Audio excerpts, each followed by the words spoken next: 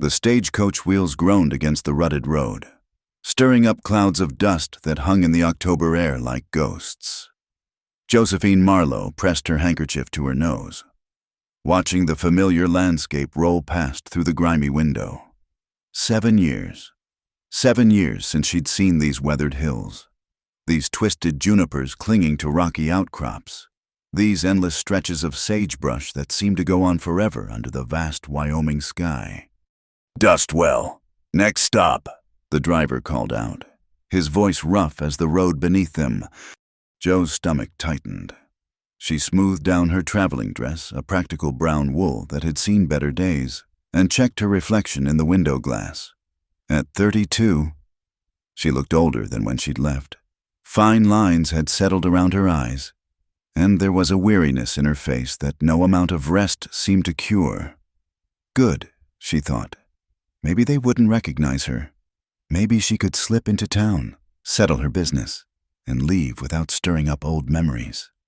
The stagecoach lurched to a stop in front of Morrison's General Store, its wooden sign still hanging crooked just as she remembered. Joe gathered her carpetbag and stepped down, her boots hitting the packed earth with a soft thud. The late afternoon sun cast long shadows across Main Street, painting everything in shades of gold and rust. "Well, I'll be damned," a voice muttered from the store's porch. "If it ain't Josephine Marlowe." Joe looked up to see Mrs. Abigail Morrison, older now, grayer, but with the same sharp eyes that missed nothing. The woman's mouth pursed like she'd bitten into something sour. "Mrs. Morrison," Joe said with a polite nod, keeping her voice steady. She'd practiced this moment 100 times on the journey here. "Heard about your grandmother," Mrs. Morrison said, though her tone suggested condolences were the furthest thing from her mind. Shame she passed alone like that. Joe's jaw tightened, but she kept her expression neutral. "Thank you for your concern." She turned away before the older woman could say more, heading down the street toward the lawyer's office. Behind her, she could hear the whispers starting already, spreading like wildfire through the afternoon quiet. "That's her. Ain't it the one who left Thomas Blackwood standing at the altar? Living in Boston all these years? I heard—" Or was it Philadelphia? Poor Thomas never did marry after that. Still helps his PA with the ranch. Joe kept walking, her spine straight, her eyes fixed ahead. Let them talk. She hadn't come back for their approval or their forgiveness. She'd come back because Grandmother Rose's letter had been specific. "Come home, child. There are things that need settling, and only you can settle them." The law office of Horace Pemberton, Esquire, sat wedged between the barber shop and the new telegraph office that was new since her time. Joe pushed open the door, a bell chiming overhead. The small room smelled of pipe tobacco and old paper, familiar scents that took her back to accompanying her grandmother here years ago. Miss Marlowe.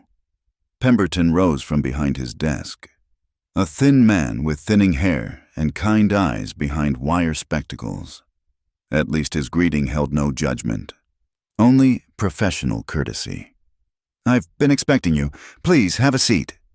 Joe settled into the worn leather chair across from him, setting her carpetbag at her feet. "Thank you for your letter, Mr. Pemberton.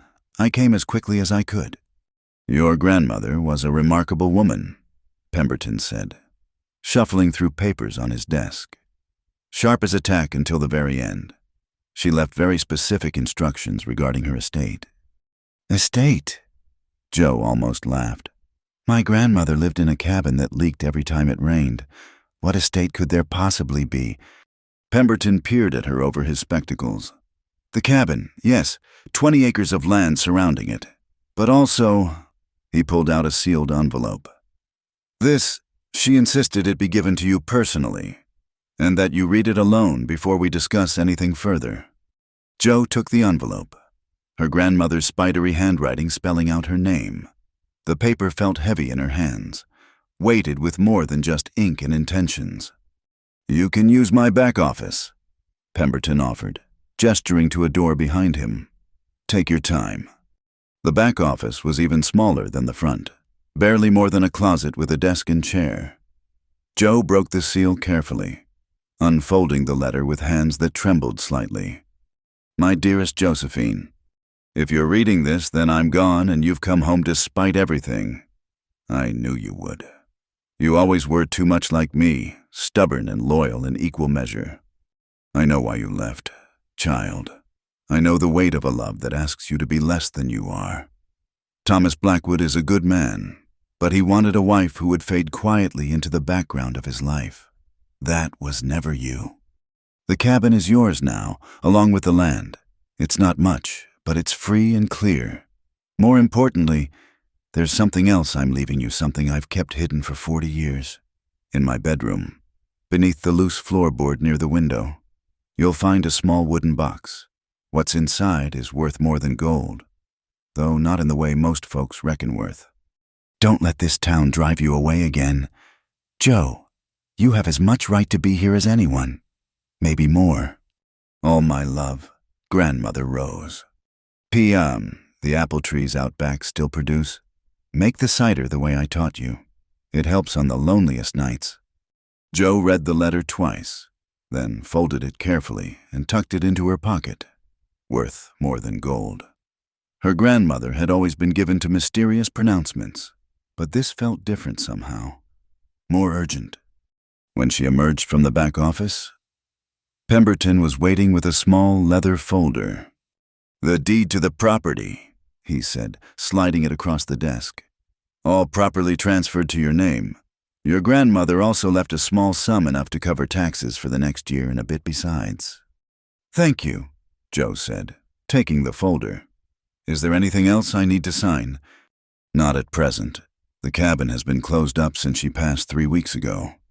You might want to air it out before—" He trailed off, looking uncomfortable.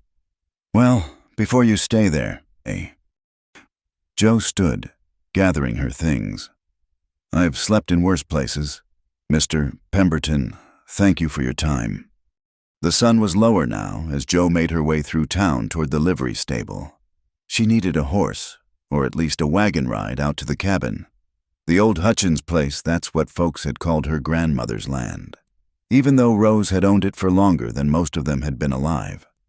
At the livery, she found Sam Chen still running the place after all these years.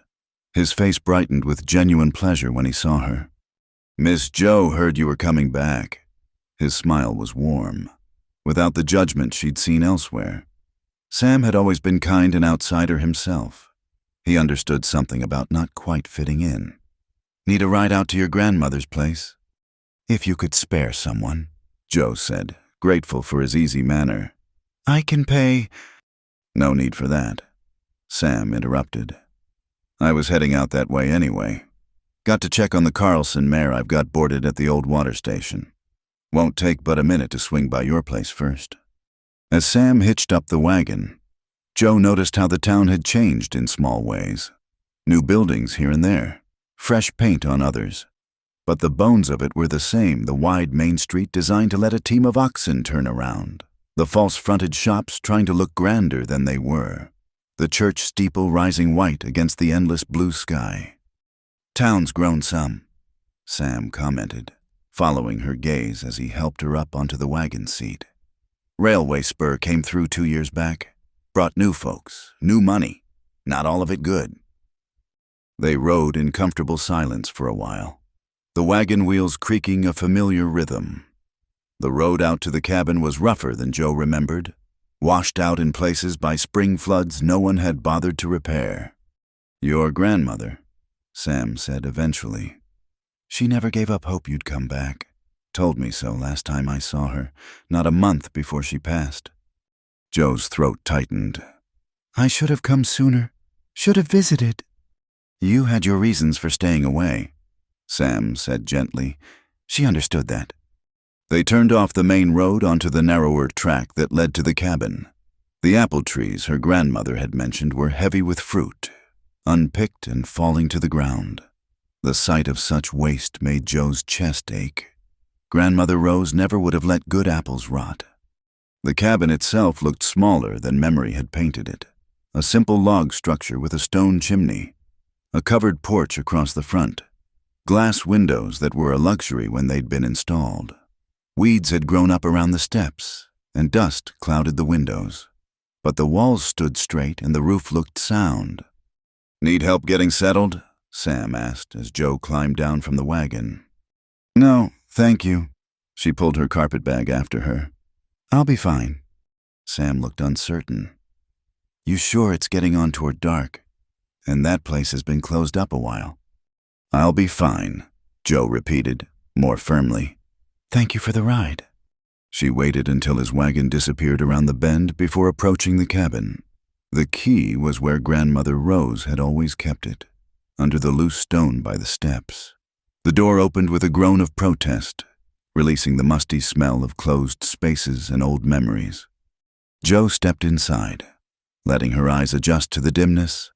Everything was as her grandmother had left it, the rocking chair by the fireplace, the quilt folded over its back, the shelves of preserves and herbs along one wall. Dust motes danced in the shaft of light from the doorway, making the familiar space seem dreamlike, suspended in time. She moved through the room slowly, opening windows to let in air and light. The bedroom was small, just big enough for the iron bedstead and a washstand. Joe knelt by the window, running her fingers along the floorboards until she found the loose one her grandmother's letter had mentioned. The wooden box underneath was small, no bigger than her two hands together. Joe lifted it out carefully, brushing away dust and cobwebs. Inside, wrapped in faded silk, was a folded document and a small leather journal. The document was a deed, but not to the 20 acres Pemberton had mentioned. This was for something else entirely, something that made Joe's breath catch in her throat. According to this paper, properly witnessed and notarized, Grandmother Rose had owned mineral rights to nearly 200 acres of land along Willow Creek, including the stretch where the railway was planning to expand. Worth more than gold, indeed.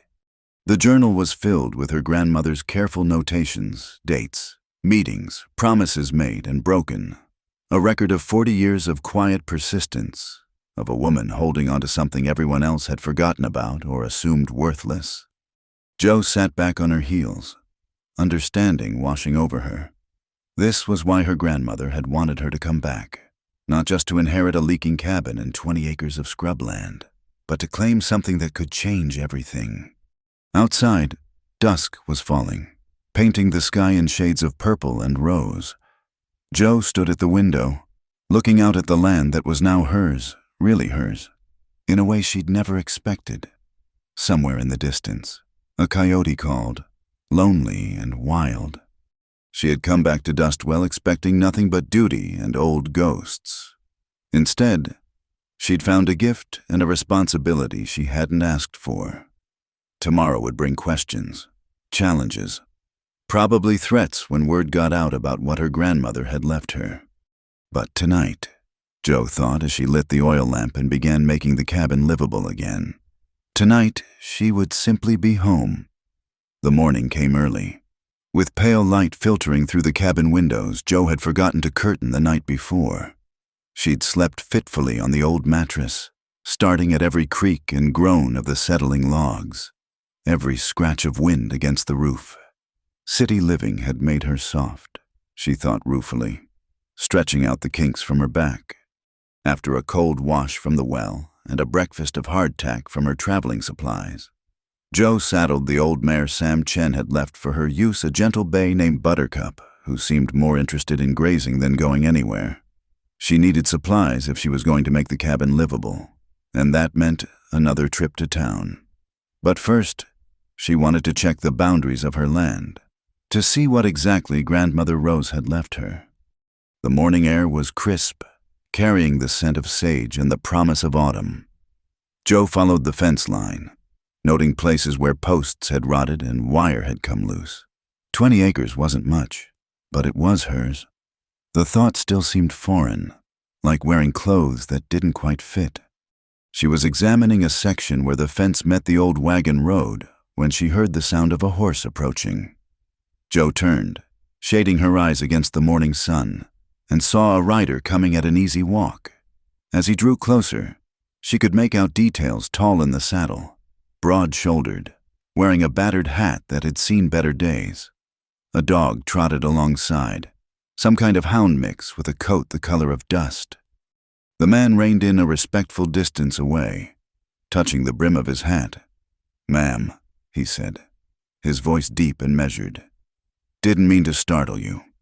"You didn't," Joe replied, though her hand had instinctively moved to where a rifle would have been, if she'd thought to bring one. Something to add to her supply list. "Wyatt Kincaid," he said by way of introduction. "I watch the water station about a mile west of here." He gestured vaguely in that direction. "Saw smoke from your chimney yesterday evening. Wanted to make sure it was supposed to be there." Joe studied him. He had the weathered look of a man who spent his days under the sun, with lines around his eyes that could have been from squinting or smiling. His clothes were clean but worn, practical rather than fancy. Everything about him spoke of quiet self-sufficiency. "Josephine Marlowe," she said finally. "Rose Hutchins was my grandmother." Something shifted in his expression: surprise, maybe, or recognition. "Miss Rose mentioned you," he said. "Sorry for your loss. She was a good woman." "Thank you." Joe found herself relaxing slightly. "You knew her well." "Well enough. She'd bring me apple cider sometimes, when she had extra, best in the county."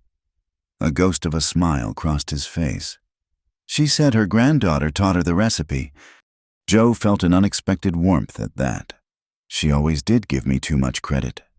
They stood there a moment, the silence stretching but not uncomfortable. The dog had wandered over to investigate Buttercup, who seemed supremely uninterested in making friends. "That's Blue," Wyatt said, following her gaze. "He's harmless. Mostly just curious." "It's fine," Joe said. She'd always liked dogs, though she hadn't had one since childhood. "The water station, is that the same one that's been there since the stage line?" Wyatt nodded. "Railway uses it now, mostly. I make sure the pumps keep working, the tanks stay full. Watch for problems on the spur line." He paused. "It's quiet work." There was something in the way he said it that suggested he preferred it that way. Joe understood the appeal of quiet, of work that didn't require explaining yourself or making small talk. "I should let you get back to it," she said. "Actually," Wyatt shifted in his saddle, "I was heading to town myself. Need supplies. If you're going that way, might as well ride together. Road's been known to wash out after the rains we had last week." Joe considered. In Boston or Philadelphia, riding with a strange man would have been scandalous. But this wasn't the city, and she wasn't the same woman who'd cared about scandal 7 years ago. "I'd appreciate the company," she said. They rode in companionable silence for most of the way, Wyatt occasionally pointing out changes to the landscape where lightning had taken down an old cottonwood, where beavers had dammed the creek and flooded the lower meadow. He had an easy way of talking when he did speak, nothing forced or flowery about it. As they neared town, Joe became aware of how they must look. The runaway bride returned and the hermit from the water station, riding together like old friends. Sure enough, she caught several people stopping to stare as they made their way down Main Street. "I can take the horses to the livery," Wyatt offered as they dismounted in front of the general store. "If you want to get your shopping done." "Thank you," Joe said, grateful for the escape route. She handed him Buttercup's reins, their fingers brushing briefly. His hands were calloused, working hands, but gentle with the horses. Inside Morrison's general store, the buzz of conversation died as soon as Joe entered. "Mrs." Morrison stood behind the counter, her mouth pursing in that same sour expression from yesterday. "Miss Marlowe," she said, the miss pointed as a needle. "What can I help you with?" Joe pulled out her list, keeping her voice businesslike. "Flour, coffee, beans, salt pork, lamp oil, matches." She paused, then added, "And ammunition for a Winchester rifle, if you have it." Mrs. Morrison's eyebrows rose. Planning on doing some hunting? Planning on being prepared? Joe replied evenly. As Mrs. Morrison gathered the items, making a show of checking each one. The bell over the door chimed. Joe didn't turn, but she could feel the shift in the air, the way the other customers suddenly found things very interesting to look at. Josephine Marlowe. The voice was one she'd hoped to avoid, at least for a few more days. Thomas Blackwood stood in the doorway, hat in hand, looking like he'd seen a ghost. He was still handsome in that clean-cut way that had once made her heart race, blonde hair neatly trimmed, clothes that spoke of prosperity, the confident bearing of a man who'd never had to question his place in the world. "Hello, Thomas," she said, proud of how steady her voice came out. "I heard you were back." He took a step closer, and she could see the confusion in his blue eyes. "Why didn't you? You could have sent word." "There was no need," Joe said. "I'm here to settle my grandmother's affairs. That's all." "That's all?" His voice cracked slightly. "Joe, it's been 7 years. Don't you think we should talk?" "No," Joe said simply. "I don't." She turned back to the counter where Mrs. Morrison was watching with undisguised interest. "Is that everything?" "That'll be $4.30. "Mrs.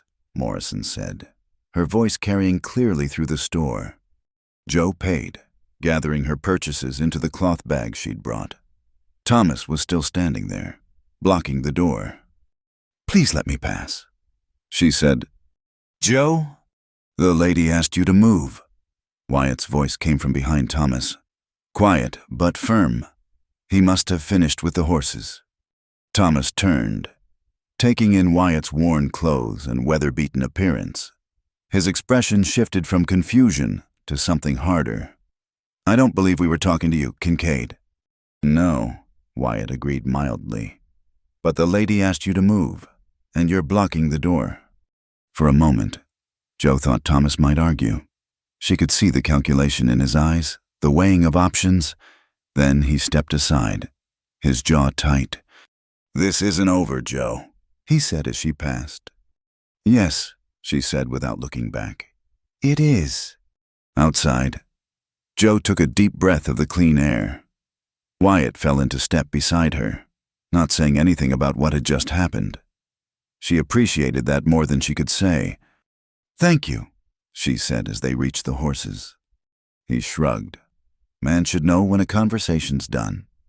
They loaded her supplies into the saddlebags, working together with an easy efficiency. Joe was aware of people watching from windows and doorways, of the fresh fodder for gossip they were providing. By evening, everyone would know that Josephine Marlowe had refused to talk to Thomas Blackwood, and that the hermit from the water station had taken her side. "I can ride back with you," Wyatt offered as they mounted up. "Make sure you get home all right."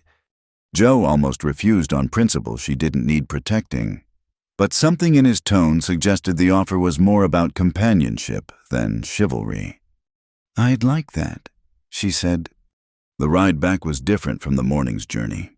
The silence between them had deepened somehow, become more comfortable. When they reached the turnoff to her grandmother's cabin, her cabin now, Wyatt reined in. "This is where we part ways," he said. "Water station's that direction." Joe nodded, then found herself saying, "Would you like some coffee I just bought fresh?" He looked surprised, then pleased. "That's kind of you, but I should get back, maybe another time." "Another time," Joe agreed.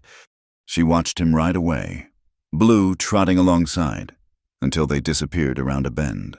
Then she turned Buttercup toward home, supplies weighing down the saddlebags, thinking about quiet men and conversations that happened without words.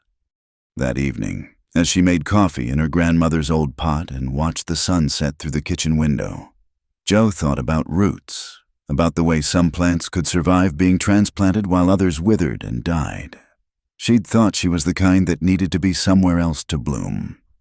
But maybe, she thought as she sipped the strong coffee and listened to the evening birds settling in the apple trees, maybe she just hadn't found the right soil yet. From somewhere in the distance came the lonely whistle of the evening train passing through the water station. Joe wondered if Wyatt was out checking the pumps, Blue at his side, both of them comfortable in their solitude. She understood that comfort, that peace that came from being alone without being lonely. Tomorrow she would start fixing the fence, clearing the weeds, making the cabin truly hers. Tomorrow she would have to deal with more stares, more whispers, maybe more confrontations with ghosts from her past. But tonight, with coffee warming her hands and her grandmother's quilt around her shoulders, Joe felt something she hadn't expected to find in this place she'd run from. She felt like she might be home. The letter Grandmother Rose had left wasn't just about property. Joe discovered that as she spent the next days going through the cabin more thoroughly. In an old hat box tucked beneath the bed, she found more documents, correspondence with lawyers in Cheyenne, survey maps with careful notations, and a daguerreotype of a young woman who looked remarkably like Joe herself. "Your great-grandmother, Constance," read the note on the back in Rose's careful script. "She knew the value of land when men thought it worthless. You have her spine." Joe studied the photograph in the lamplight. Constance stood straight and proud, wearing a simple dress, her hair pulled back severely.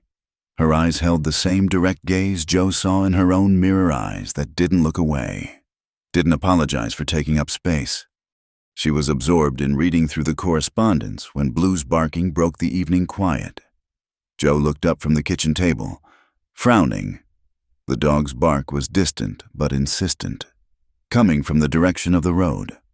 Setting down the papers, Joe grabbed the rifle she'd bought, a Winchester that Sam Chen had found for her, and stepped onto the porch. The sun was setting, painting the sky in brilliant oranges and purples, but she could see a figure walking up the path, Blue circling around with obvious agitation. "Blue heel," Wyatt's voice carried on the evening air. But the dog ignored him, continuing to bark at something Joe couldn't see. She stepped down from the porch, rifle loose in her hands but ready. As Wyatt drew closer, she could see why Blue was upset. There was blood on Wyatt's shirt, a dark stain spreading across his left side. "What happened?" Joe set the rifle against the porch rail and moved toward him. "It's not as bad as it looks," Wyatt said, though his face was pale beneath his tan. "Caught myself on some torn metal at the station. Blue's just being dramatic." "Let me see." Joe didn't wait for permission. Reaching for his shirt, he smelled of sweat and iron and something else, kerosene. Maybe from the railway work.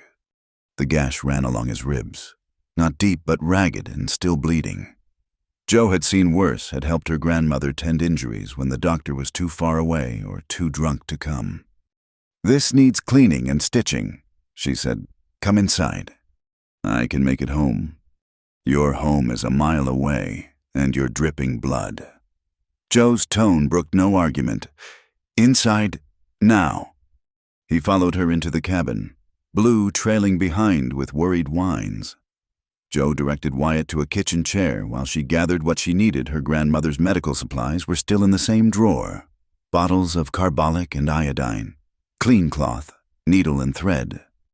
"Take off your shirt," she said, turning back to find him watching her with an unreadable expression. "Yes, ma'am," he said with a ghost of a smile, unbuttoning the ruined garment. Joe had nursed injured men before, ranch hands who'd been kicked by horses, miners who'd been careless with dynamite. But something about the lamplight on Wyatt's skin, the way he sat so still while she worked, made her unusually aware of the intimacy of the moment. She cleaned the wound carefully, noting old scars that spoke of a life lived hard. He didn't flinch, even when she poured iodine over the gash. "You've done this before," he observed. "My grandmother taught me. She said a woman alone should know how to tend wounds." Joe threaded the needle, steadying her hands. "This will hurt. Can't be worse than the time I got caught in barbed wire during a stampede." Joe looked up at that. "When were you running cattle?" "Before the water station. Worked the Rockingham spread up in Montana for a few years." His jaw tightened as she made the first stitch. It was good work, until it wasn't. She wanted to ask what had changed, what had brought him to a solitary job at a water station in the middle of nowhere. But something in his tone warned her off. Instead, she concentrated on making small, neat stitches, closing the wound as her grandmother had taught her. "There," she said finally, tying off the thread. "Try not to tear these out in the next few days." "Thank you." He reached for his shirt, then looked at the blood-soaked fabric with disgust. "Guess I'll be riding home like this." "Wait here." Jo went to her grandmother's room, to the old wardrobe that still held clothes. At the bottom, wrapped in tissue paper, were men's shirts her grandfather's, saved for reasons only Grandmother Rose knew. She selected one, a blue cotton that looked about the right size. "This should fit," she said, returning to the kitchen. Wyatt took the shirt, surprise flickering across his features. "I can't. It's doing no good sitting in a wardrobe." Jo interrupted. "Besides, you can hardly ride home half-dressed. What would people say?" That earned her a real smile, one that changed his whole face. "Probably the same things they're already saying about you doctoring me." "Let them talk." Jo began cleaning up the medical supplies. "Would you like that coffee now? You look like you could use it." "Coffee sounds good," he admitted, easing into the shirt. It fit well enough, though tight across the shoulders. Jo busied herself with the coffee pot, aware of him moving carefully to sit at the table. Blue had settled by his feet, apparently satisfied that the crisis had passed. "What brought you out this way?" she asked as the coffee heated. "It's not exactly on the route to town." Wyatt was quiet for a moment. "Wanted to check on you," he said finally. "After what happened in town yesterday, Thomas Blackwood's not the kind to let things go easy." Jo turned to look at him. "I can handle Thomas." "I don't doubt it." He met her gaze steadily. "But that doesn't mean you should have to handle him alone." There was something in his voice, a protective note that should have rankled but didn't. Maybe because it wasn't possessive, wasn't about claiming or owning. It was simply one person offering to stand with another. "Why?" The question slipped out before Jo could stop it. "You barely know me." Wyatt considered this, his fingers tracing the wood grain of the table. "Your grandmother was kind to me when I first came here. No questions, no judgments, just apple cider and conversation when I needed it." He looked up. "Figured I could return the favor." Jo poured the coffee, setting a cup in front of him. "She never mentioned you in her letters." "Asked her not to. I like my privacy." He wrapped his hands around the cup. "But she talked about you, said you had too much spirit for a place like this." "And yet here I am," Jo said, sitting across from him. "Here you are," he agreed. "Maybe the place changed. Or maybe you did." They drank their coffee in comfortable silence, the lamp casting a warm circle of light around them. Outside, night had fully fallen, bringing with it the sounds of crickets and the distant yip of coyotes. "I should go," Wyatt said eventually. "Early morning tomorrow. Railway inspectors coming through." Jo walked him to the door, Blue padding alongside. On the porch, Wyatt paused, looking out at the darkness. "About what your grandmother left you," he said quietly. "The mineral rights and such. Word's getting around. The railway company's been buying up land along the creek. They won't be happy to find out they missed a piece." "How did you—" Sam Chen mentioned it. He's worried what they might do. Wyatt turned to face her. "You should be careful." "I'm always careful." Jo said. "No," Wyatt said with that almost smile. "You're brave. That's not the same thing." He touched the brim of his hat and headed into the darkness, Blue trotting ahead. Jo watched until she couldn't see them anymore, then went back inside, locking the door behind her, something she hadn't bothered with before. She sat back down at the kitchen table, looking at the papers spread before her. Mineral rights to 200 acres along Willow Creek, according to the documents. Her great-grandmother, Constance, had filed the claim back in the 1860s, when everyone thought the land was worthless. She'd passed it to Rose, who'd held on to it through marriage, widowhood, and long years of scraping by. And now it had come to Joe, along with the kind of trouble that followed valuable things in a place where law was more suggestion than fact. She thought about Wyatt's warning, about Thomas's parting words, about the way the whole town had watched her every move. 7 years ago, she'd run from their judgment, from a life that would have slowly suffocated her. Now she was back, with something they wanted and the backbone not to give it up easy. Joe folded the papers carefully, tucking them back in the hat box.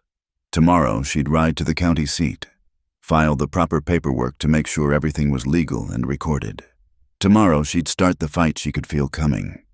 But tonight, she allowed herself one moment of satisfaction. Her grandmother's shirt had looked good on Wyatt, like it belonged there.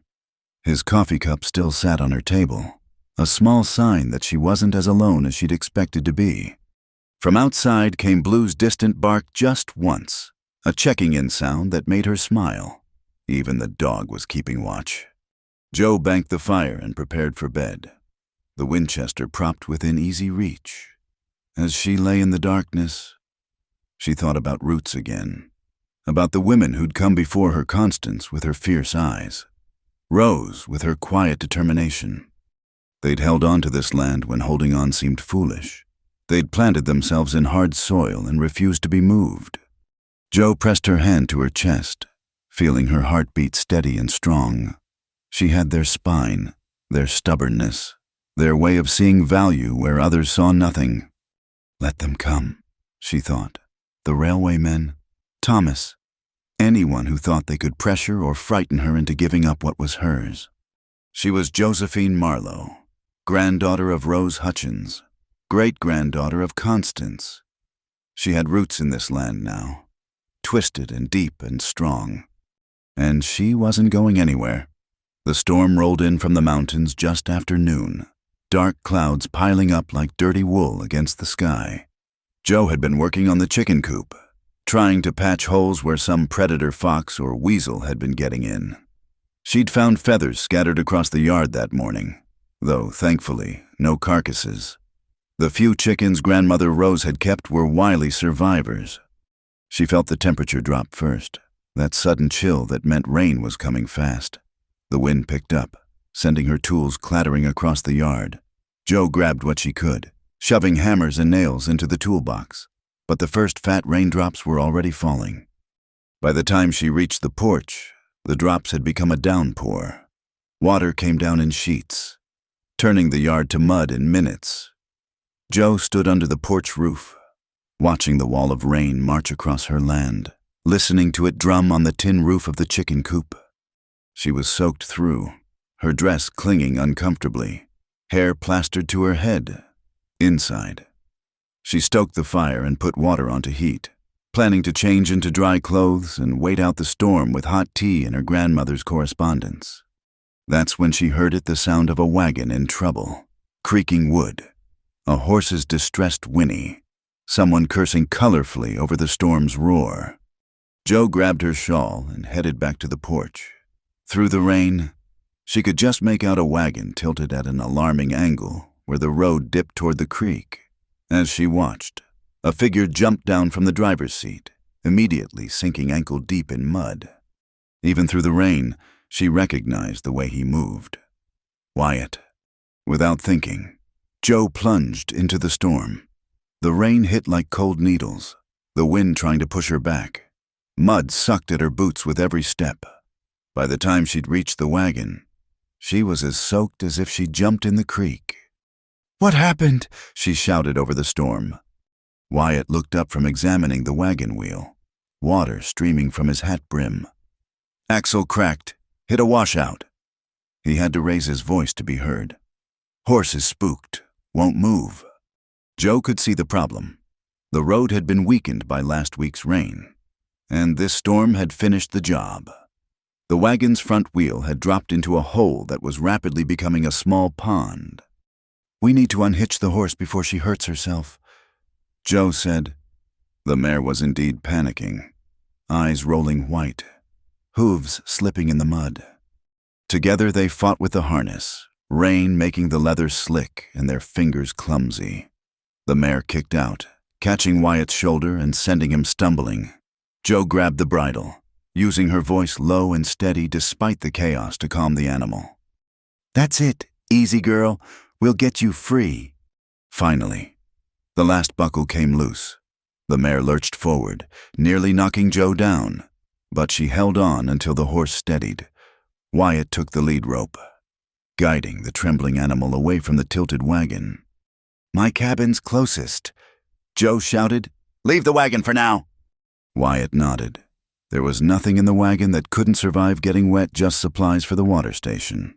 From what she could see, they trudged back through the storm, the mare following with her head low, blue materializing from somewhere to press against Wyatt's leg. The cabin had never looked so welcoming. Joe led the mare into the small lean-to shelter attached to the side, where Buttercup was already waiting out the storm. There was just room for both horses. Inside, they stood dripping on the plank floor, creating puddles that spread toward the rag rug. Joe's teeth were chattering, her hands numb with cold. "Fire," she managed. "Need to get warm." "I'll stoke it," Wyatt said, moving toward the hearth. "You should change. You're turning blue." Joe wanted to argue, but she was shivering too hard. She grabbed clean clothes from her room and changed quickly, toweling her hair as dry as she could. When she returned to the main room, Wyatt had the fire blazing and had found her grandmother's old blankets. "Your turn," she said. "I'll make coffee, or something stronger, if you prefer." "Coffee's fine." He hesitated. "I don't have dry clothes." Joe remembered the shirt from a few nights ago, now hanging clean in her grandmother's wardrobe. There were pants, too, sturdy canvas work pants that might fit. "Wait here," she said. She brought him the clothes, then busied herself in the kitchen, giving him privacy to change. The familiar routine of making coffee helped steady her hands. Outside, the storm showed no signs of letting up. If anything, it was getting worse. "Thank you," Wyatt said. She turned to find him by the fire, her grandfather's clothes fitting well enough, his wet things draped over chairs to dry. "Seems I'm making a habit of borrowing from your wardrobe." "Seems you're making a habit of showing up half-drowned," Joe countered, bringing him coffee. Their fingers brushed as he took the cup, both of them still cold from the rain. They settled by the fire, close enough to feel the heat. Blue had claimed a spot on the rug, steam rising from his damp coat.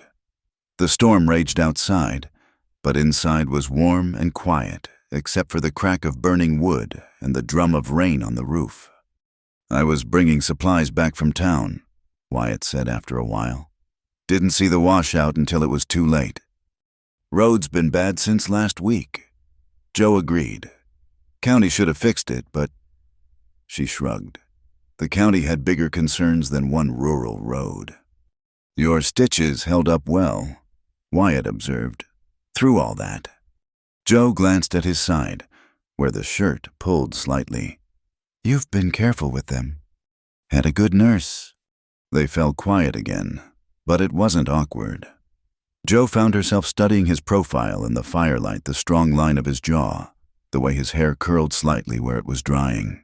She'd been alone so long, first by circumstance and then by choice, that she'd forgotten what it was like to simply be comfortable with another person. "I filed the papers today," she said suddenly. "For the mineral rights. It's all legal and recorded now." Wyatt turned to look at her. "Any trouble?" The clerk seemed surprised, kept checking the documents like he expected them to be forgeries. Joe smiled wryly. "I think he sent word to the railway company before I even left the courthouse." "They'll come calling soon. Then—" "Let them come." Joe stared into the fire. "I've been thinking about what to do with the land. The railway wants it for expansion, but there's water there too. Good water that the ranchers need. If I sell to the railway, they'll control the water rights." and charge whatever they want for access," Wyatt finished. "Seen it happen before. But if I hold out, refuse to sell—" Jo shook her head. "They have ways of making people change their minds." "What kind of ways?" Jo thought about the stories she'd heard, even back east. Legal pressure, hired intimidation, accidents that aren't accidents. She looked at him. "You said I was brave, not careful. Maybe it's time to be careful." Wyatt set down his coffee cup, turning to face her fully. "Your grandmother held that land for 40 years. Through drought and flood, through pressure and promises. She didn't do it so you could give it up at the first sign of trouble." "I'm not giving it up," Jo said quickly. I need to be smart about this. I'm one woman alone." "Are you?" Wyatt asked quietly. The question hung between them like the fire's smoke. Jo felt her heart skip, her breath catch. Outside, thunder rolled across the valley, echoing off the mountains. "Am I what?" she asked, though she knew what he meant. "Alone." His eyes were steady on hers, dark in the firelight.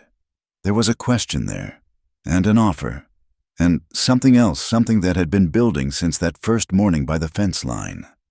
"I don't know," Jo said honestly. "I've been alone so long, I'm not sure I remember how to be otherwise." "Maybe it's like riding," Wyatt said with that almost smile. "Comes back once you start." Jo laughed, surprising herself. "Are you comparing companionship to horseback riding?" "Well, both can throw you if you're not careful." This time her laugh was fuller, warming her better than the fire. "That's terrible." "But true." The storm chose that moment to intensify, wind howling around the cabin's corners. The windows rattled in their frames, and somewhere outside, something banged repeatedly, probably the chicken coop door she hadn't latched properly. "I should check on the chickens," Jo said, starting to rise. Wyatt caught her hand. "They're smarter than they look. They'll have found shelter." His hand was warm now, calloused but gentle. Jo looked down at where their fingers touched, then back at his face. "I don't want gold," he said suddenly, echoing something she couldn't quite place. "Never have. Men die for gold. Kill for it. Waste their whole lives chasing it. But it can't keep you warm on a cold night. Can't ease the loneliness that eats at you." "What do you want, then?" Jo asked, her voice barely above a whisper. He was quiet for so long she thought he wouldn't answer. Then, just to sleep without dreaming. To wake up and not dread the day ahead. To have someone to come home to when the work is done. His thumb traced across her knuckles. Simple things that feel like more than gold when you don't have them. Jo understood. Oh, how she understood. All those years in Boston and Philadelphia, surrounded by people but utterly alone. All those nights lying awake, wondering if she'd made a mistake in running. The weight of being the woman who'd left Thomas Blackwood at the altar. Who'd chosen loneliness over a life that wasn't hers. "I dream about the wedding sometimes," she admitted. "Standing there in that white dress, everyone watching, waiting for me to say the words. And I couldn't. My throat closed up like someone was choking me. All I could think was that if I said yes, I'd disappear, just fade away into nothing." "But you didn't fade," Wyatt said. "You ran." "I ran," Jo agreed. "And I've been running ever since, even when I was standing still." The fire popped, sending sparks up the chimney. Outside, the storm began to ease, the drumming rain softening to a steady patter. "Maybe it's time to stop running," Wyatt suggested. Jo looked at their joined hands, at this man who'd appeared in her life like the storm unexpected, undeniable. She thought about her grandmother's words, "Don't let this town drive you away again. You have as much right to be here as anyone, maybe more." "Maybe it is," she said. They sat together as the storm passed, not talking much, just being, when the rain finally stopped, leaving the world washed clean and gleaming. Wyatt rose reluctantly. "I should see about that wagon," he said. "It'll keep until morning. Joe pointed out. Roads probably washed out worse now. Morning, then. He looked down at the borrowed clothes. I'll return these. Keep them, Joe interrupted. At the rate you're going, you'll need spares. That earned her another real smile. He whistled for Blue, who rose, stretching from his spot by the fire. At the door, Wyatt paused. Thank you, he said simply. For the shelter, for... He gestured at the room, the fire, the moment they'd shared. Everything. Thank you, Joe replied, for reminding me I'm not alone. After he left, leading the mare through the mud toward the water station, Joe stood on the porch watching the last clouds scud across the sky. The air smelled of rain and sage, fresh and full of promise. She wasn't alone. The thought settled into her chest like a bird finding its roost. Whatever came next, the railway company, the town's judgment, the fight for her land, she wouldn't face it by herself. Inside, Wyatt's coffee cup still sat by the fire. Joe left it there, a small promise that he'd be back. Then she banked the coals and prepared for bed, listening to the drip of water from the eaves and thinking about simple things that were worth more than gold. The days after the storm fell into a rhythm that felt both new and anciently familiar. Wyatt would arrive in the early morning, coffee in his battered tin cup, Blue at his heels. Together they'd work on whatever needed doing, fixing the fence, patching the barn roof, clearing debris from the storm. They spoke little, finding a companionship in shared labor that didn't require words. Joe would make lunch simple fare, beans and cornbread. Sometimes a rabbit Wyatt had snared, and they'd eat on the porch, watching the shadows move across the valley. In the evenings, he'd head back to the water station, but not before helping with the heavier chores Joe had been putting off. It was on one of these evenings, as October deepened toward November, that Joe found herself at her grandmother's old treadle sewing machine, mending a tear in Wyatt's work shirt. He sat by the fire, oiling a harness, Blue dozing at his feet. The domestic scene struck her suddenly how natural it felt, how right. This was my grandmother's, she said, running her hand over the machine's decorated iron base. She taught me to sew on it when I was 8, said every woman should know how to mend what's torn. Wise woman, Wyatt said without looking up from his work. She was. Joe guided the fabric through the machine, the familiar rhythm soothing. She used to say mending was like forgiveness, taking something broken and making it useful again. Wyatt's hand stilled on the leather. Not everything broken can be mended. No, Joe agreed.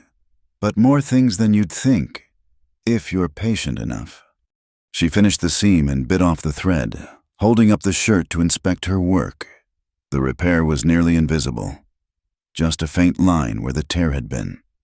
There, she said, folding it carefully. Good as new. Better. Maybe that seam won't tear again. Wyatt set aside the harness and came to take the shirt. Their fingers brushed in the exchange. A touch they both let linger a moment too long. Joe, he began, then stopped, seeming to wrestle with words. What is it? He sat back down, but closer now, on the wooden bench near her chair. There's something I should tell you, about why I'm here, at the water station, why I live alone. Joe set aside her sewing, giving him her full attention. She'd wondered, of course, but hadn't wanted to pry. Everyone in the West had stories they'd rather leave buried. I was married once, Wyatt said, staring into the fire. Up in Montana, when I was working cattle. Her name was Mary. Sweet girl, daughter of the ranch foreman. We had a little place on the North Range. We're fixing to start a family. Joe stayed quiet, sensing the weight of what was coming. There was a hard winter, 5 years back, blizzards like nothing anyone had seen. Cattle froze standing up. We ran out of food, had to make trips to town for supplies. His voice had gone flat, emotionless. I was gone when the fever came back to find half the ranch down with it. Mary. He paused, swallowed hard. She lasted 3 days.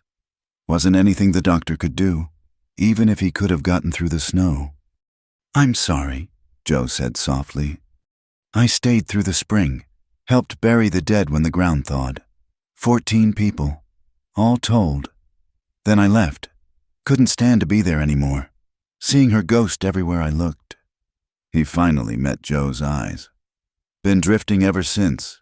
Took the water station job because it was quiet, because I wouldn't have to talk to anyone. Wouldn't have to pretend I was anything more than a ghost myself. Joe reached out, covering his hand with hers. You're not a ghost.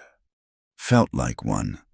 Until he turned his hand palm up, interlacing their fingers. Your grandmother was the first person in 3 years to treat me like a whole person instead of a tragedy. And then you came back. And reminded you what it's like not to be alone. Joe finished. More than that. His grip tightened slightly. Reminded me what it's like to want to wake up in the morning.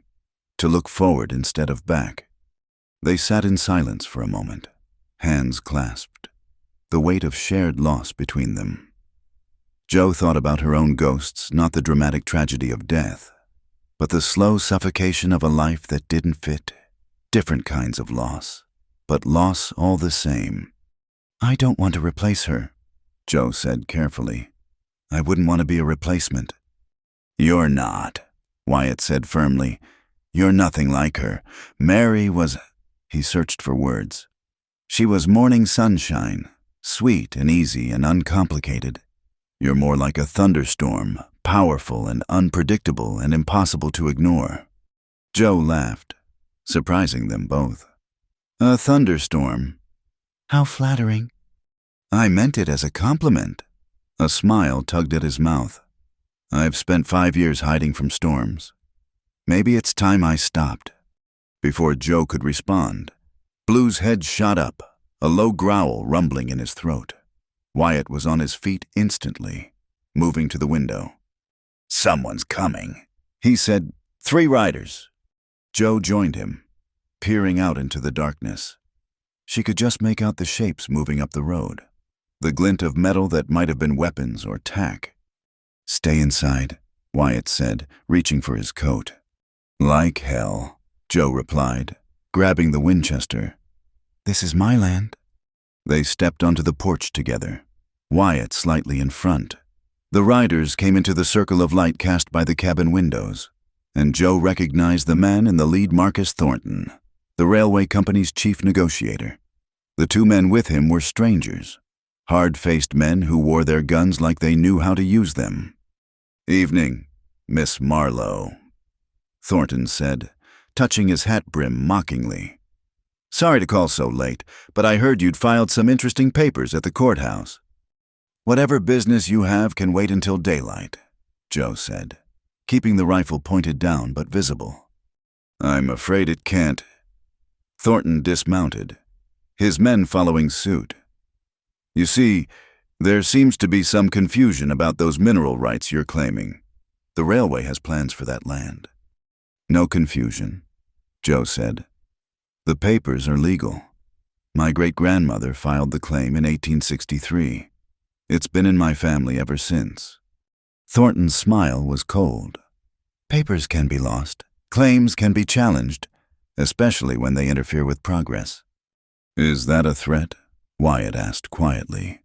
Thornton seemed to notice him for the first time, his lip curling. Kincaid, should have known you'd be sniffing around.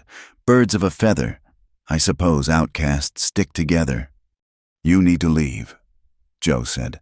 Now. Or what? One of Thornton's men spoke up, hand resting on his pistol. You'll shoot us, a woman and a washed-up cowhand, against 3 armed men. Blue growled, hackles raised. The tension stretched tight as fence wire. No need for unpleasantness, Thornton said, raising a hand to calm his man. I came to make an offer, Miss Marlowe. A generous one. The railway will pay you $5,000 for those mineral rights. Cash.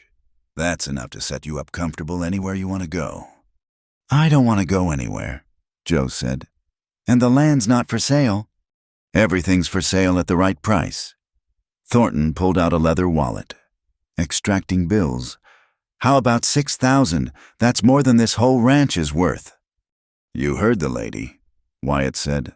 Land's not for sale. Thornton's friendly mask slipped. I'd be careful about the company you keep. Miss Marlowe. Kincaid here has a reputation for bringing bad luck to those close to him. Ask anyone about what happened in Montana. Wyatt went rigid beside her. Jo felt a surge of protective anger. Get off my land, she said, raising the rifle slightly. Don't come back unless you want to meet the business end of this Winchester. Thornton tucked the money away, his expression hardening. You're making a mistake, Miss Marlowe. The railway always gets what it wants, one way or another. Ask your friend here what happens to people who stand in the way of progress. He mounted his horse, his men following. This isn't over, he called as they turned to leave. Not by a long shot. They watched the riders disappear into the darkness, waited until the sound of hoofbeats faded completely. Only then did Jo lower the rifle, her hands trembling slightly. They'll be back, Wyatt said. I know. Jo turned to look at him. What did he mean about Montana, about you bringing bad luck? Wyatt's jaw tightened. After Mary died, there were some who blamed me, said I should have been there, should have known the fever was coming. The ranch fell apart that spring. Owners sold out to a bigger outfit. People lost their homes, their jobs. Easier to blame the man who left than accept that sometimes things just fall apart. That wasn't your fault. Knowing that doesn't stop people from talking. He looked at her intently. He's right about one thing: being close to me might not be safe. I've got a reputation now, deserved or not. It might be better if I... Don't, Jo interrupted. Don't you dare finish that sentence. Jo... No. She set the rifle against the wall and stepped closer to him. You don't get to decide what's best for me. I've had enough of men thinking they know what I need better than I do. If I want to take the risk, that's my choice. And do you, his voice was rough, want to take the risk? Instead of answering with words, Jo reached up and pulled his head down, pressing her lips to his. The kiss was answer enough, fierce and sure and claiming. When they broke apart, both breathing hard, she saw something in his eyes that hadn't been there before. Hope, maybe, or just the absence of despair. Come inside, she said. It's getting cold. They went in together, Blue following, and Jo barred the door behind them. The fire had burned low, casting long shadows on the walls. Wyatt added wood while Jo put the rifle in easy reach. They'll try something, Wyatt said. Men like Thornton don't take no for an answer. Then we'll be ready. Jo moved to stand beside him at the fire. Both of us. He slipped an arm around her waist, pulling her close. Stubborn woman. Ghost cowboy, she countered. Quite a pair, he murmured into her hair. Quite a pair, she agreed. Outside, wind rattled the windows, bringing the scent of coming snow. Winter was approaching fast, and with it, Jo knew, would come the real test. The railway company wouldn't give up easily. Neither would the town's gossips, eager for scandal. But standing there in Wyatt's arms, feeling the solid warmth of him, the steady beat of his heart, Jo found she didn't care. She'd spent 7 years running from a life that didn't fit. Now she'd found one that did, complicated and dangerous and probably foolish, but hers. Stay, she said quietly. Tonight, don't go back to the station. He pulled back to look at her, a question in his eyes.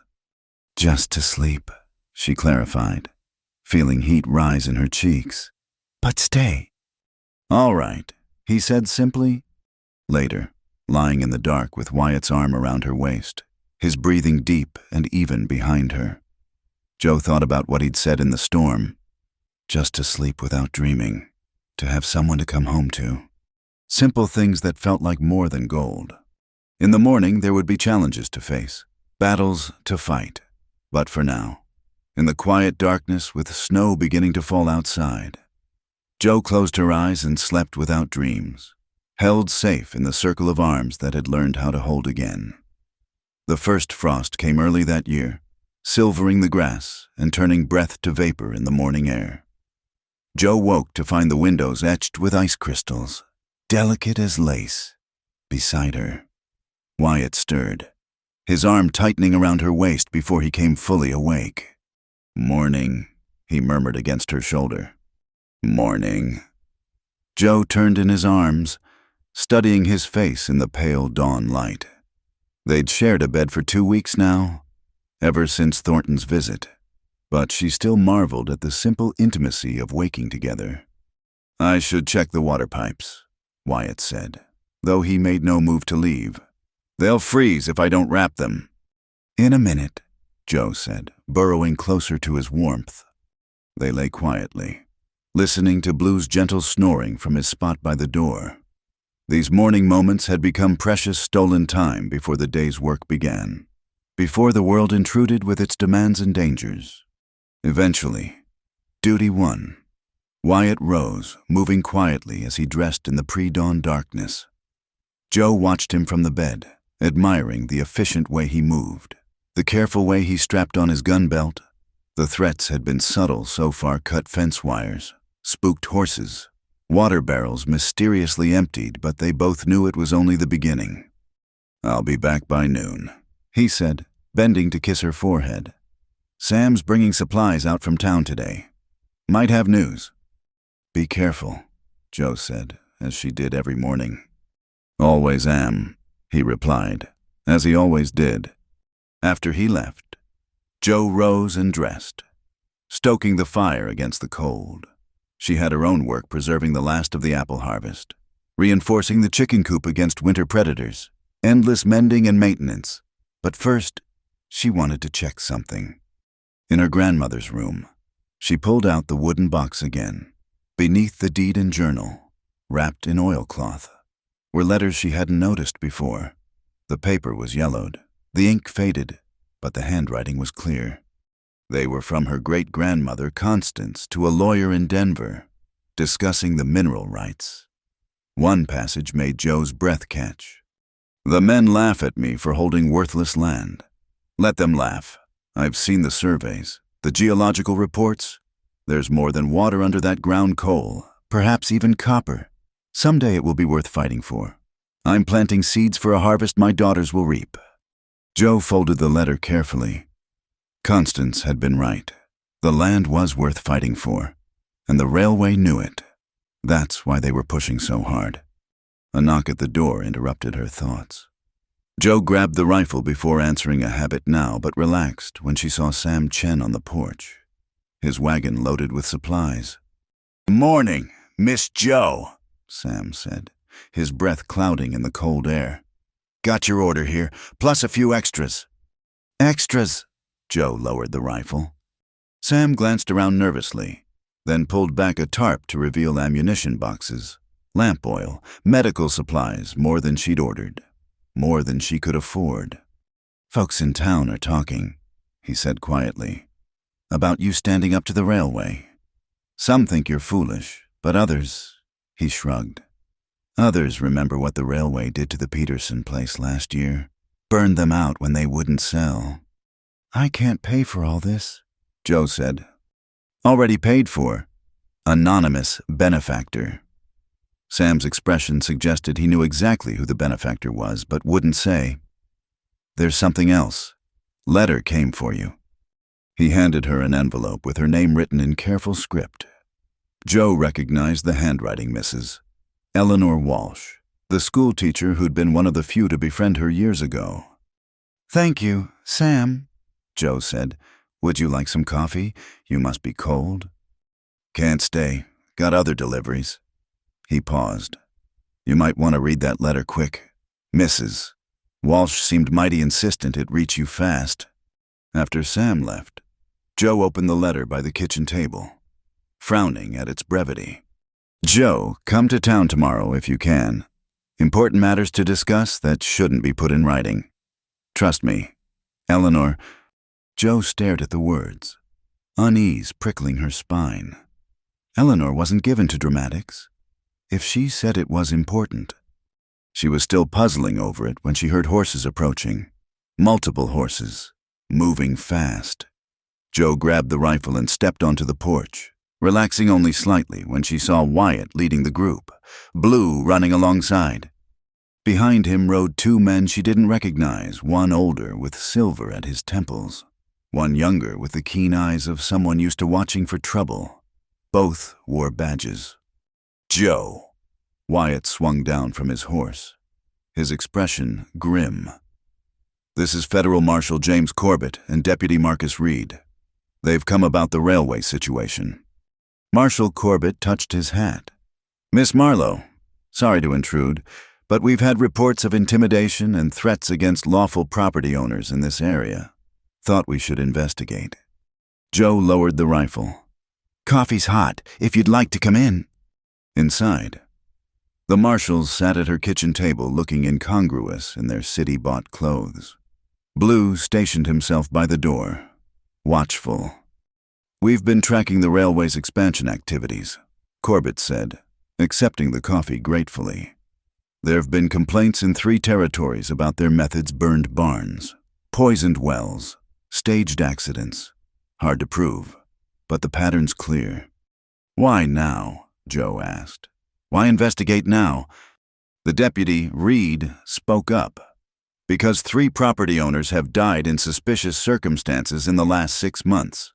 All of them held land the railway wanted. Joe's hand stilled on her coffee cup. Beside her, Wyatt tensed. We're not saying that's what's happening here, Corbett added quickly. But when we heard about your situation, about the mineral rights, seemed worth checking. What do you need from me? Joe asked. Documentation. Firstly, proof of ownership, records of any threats or harassment, and... Corbett hesitated. We'd like you to consider federal protection, just until this matter's resolved. No, Joe said immediately. I'm not leaving my land. Didn't expect you would, Corbett said with a slight smile. Heard you were stubborn, but we can station a deputy here, if you're willing. Joe glanced at Wyatt, who gave an almost imperceptible nod. I'll think about it, she said. They spent the next hour going through documents, Joe showing them the cut fences, the tampered well. Reed took notes in a small book, his expression growing darker with each piece of evidence. This is good, Corbett said finally. More than we've had in other cases.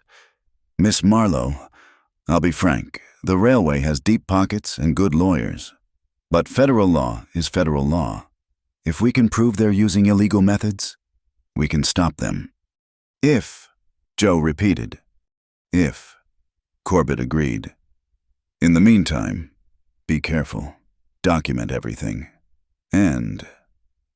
He glanced between Joe and Wyatt. Watch out for each other. After the marshals left, promising to return within the week.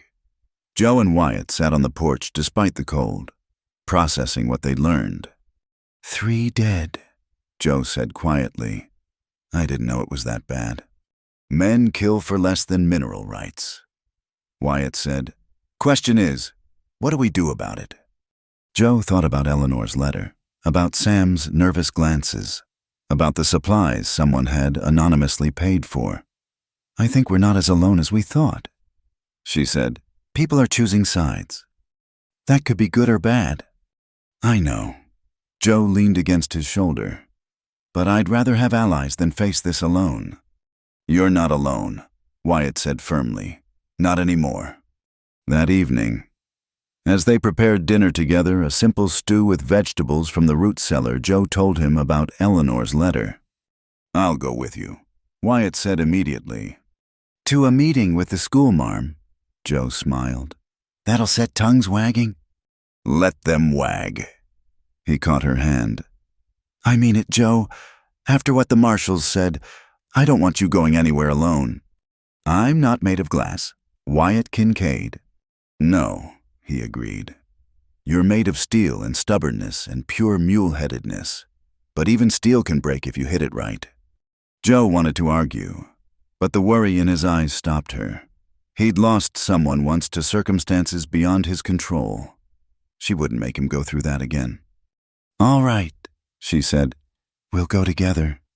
That night, the first real snow began to fall. Fat flakes that covered the ground in pristine white. Joe stood at the window watching it accumulate, thinking about the women who'd come before her, Constance with her fierce determination, Rose with her quiet strength. They'd held this land through everything the world could throw at them. They'd planted seeds for a harvest they might never see. Now it was Joe's turn to tend those seeds, to fight for what they'd preserved. The railway thought they could frighten her off, buy her out, or worse. They thought she was just one woman alone. They were wrong. She had Wyatt, steady and true beside her. She had unexpected allies in town. She had federal marshals taking notice. Most importantly, she had the same steel in her spine that had kept her great-grandmother filing claims on worthless land. The same stubbornness that had made her grandmother hold on through 40 years of hardship. "Come into bed," Wyatt called from the doorway. Joe turned from the window, from the snow falling soft and silent on the land she'd fight to keep. "Coming," she said. In bed, warm under the quilts with Wyatt's arms around her. Joe thought about what he'd said that night in the rain. Simple things worth more than gold: safety, companionship, someone to come home to. She had those things now, fragile and threatened but real. The railway could try to take her land, but they couldn't take this quiet breathing in the darkness, this solid presence beside her, this feeling of being exactly where she belonged. "What are you thinking?" Wyatt murmured. "Half asleep." "That I'm glad you came to check on my chimney smoke that day," Joe said. She felt him smile against her hair. "Best investigation I ever made." Outside, the snow continued to fall, blanketing the world in temporary peace. But underneath, like the minerals beneath her land, tension waited. The real fight was coming. Joe knew. Thornton wouldn't give up. The railway wouldn't back down. But tonight, warm and safe and not alone. Joe let herself rest. Tomorrow would bring its challenges. Tonight, she had everything that mattered. "Sleep," Wyatt whispered. "I'll keep watch." And trusting him to do exactly that, Joe closed her eyes and slept, dreaming not of weddings or running or fear, but of spring coming to land that would still be hers, of apple blossoms and clear water and roots growing deep and strong. The accident happened 3 days after the first snow. Wyatt had been working on reinforcing the creek bridge, preparing it for the spring floods that would come with snowmelt. The old timbers were rotting in places, made worse by the recent rains. He'd been at it since dawn, Blue keeping him company, the steady sound of hammer on wood echoing across the frozen landscape. Joe heard Blue's frantic barking first, carrying clear in the cold air. She was in the barn, mucking out Buttercup's stall, when the sound made her freeze. Blue never barked like that, high, desperate, afraid. She dropped the pitchfork and ran. The bridge was a quarter-mile from the cabin, down a slope that was treacherous with ice. Joe half ran, half slid down it, her heart pounding. Blue met her halfway, dancing anxiously, trying to lead her faster. "Where is he? Blue, show me." The dog raced ahead, and Joe followed, her breath coming in white puffs. At the bridge, she saw a section of railing had given way, the old wood splintered and broken. Tools were scattered on the frozen ground. And below, where the creek ran shallow over rocks, Wyatt. He was lying partially in the water, not moving. Joe scrambled down the bank, her boots splashing through the icy stream. Blood colored the water around his head, and his left leg was bent at an angle that made her stomach turn. "No, no, no," she breathed, dropping to her knees beside him. His face was pale, a gash above his temple bleeding freely, but when she pressed her fingers to his throat, she felt a pulse weak, but there. "Wyatt, can you hear me?" His eyelids fluttered, and he made a sound that might have been her name.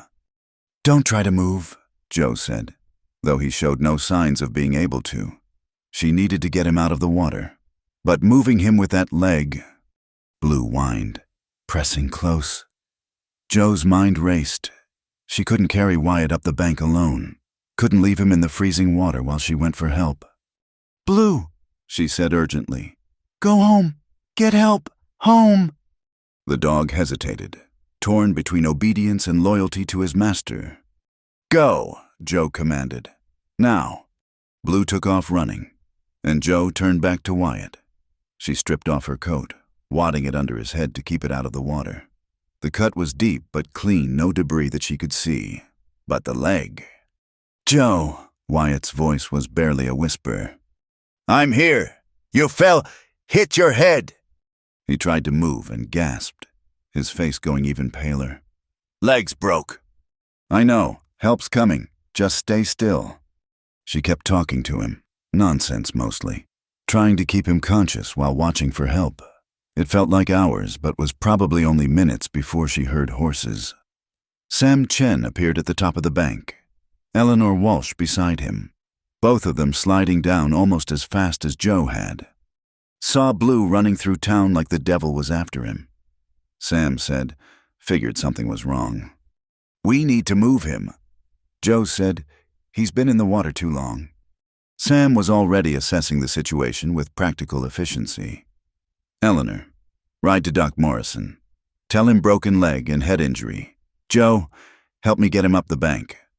Together, with infinite care, they managed to lift Wyatt out of the creek. He passed out during the move, which was probably a mercy. They laid him on a blanket Sam had brought, and Joe pressed her hand to the head wound, trying to slow the bleeding. "Bridge was solid yesterday," Sam said quietly, examining the broken railing. "I crossed it myself coming out with supplies." Joe followed his gaze. The wood was splintered. Yes, but the break looked too clean in places, as if it had been partially cut. "Not now," she said. "Let's just get him home." They made a makeshift stretcher from fence rails and blankets, carrying Wyatt back to Joe's cabin as carefully as they could. By the time they got him inside and onto the bed, Doc Morrison was arriving, his medical bag in hand. "Out," he ordered Joe. "Give me room to work." "I'm staying," Joe said firmly. The doctor looked like he might argue, then nodded. "Fine, but stay out of my way." The next hour was one of the longest of Joe's life. Doc Morrison was competent, if gruff, setting Wyatt's leg with practiced efficiency. The head wound needed stitches, 15 of them, and there was no telling about damage inside. "He's lucky," the doctor said finally, washing his hands in the basin Joe provided. "The cold water probably kept the swelling down. Leg's a clean break, should heal straight if he stays off it. Head injuries are tricky, but his pupils are responding normally. He needs rest, warmth, and watching. Any changes, confusion, vomiting, seizures, you send for me immediately." "I will," Joe promised. After the doctor left, Eleanor helped Joe clean up while Sam tended to the horses. Wyatt lay still on the bed, his breathing even, but his color still too pale. "Joe," Eleanor said quietly, "this wasn't an accident." "I know. The whole town knows. People are angry Wyatt's well-liked, even if he keeps to himself, and after what happened to the Petersons." Eleanor shook her head. "This has gone too far." "What are you saying?" Eleanor glanced at the bedroom door, then back to Joe. "That's what I wanted to talk to you about. There's a group of us shopkeepers, ranchers, people who've had enough of the railway's tactics. We've been meeting quietly, discussing what to do. After this," her jaw set, "we're ready to act." "Act how?" "Legal channels first. We've pooled money for a lawyer from Denver, one the railway can't buy. But if that doesn't work..." Eleanor's usually gentle face was hard. The railway isn't the only one who can play rough. Joe felt a chill that had nothing to do with the weather. "Eleanor, they tried to kill him. Joe, that bridge, Sam's right, it was cut, probably meant for you, but Wyatt got there first."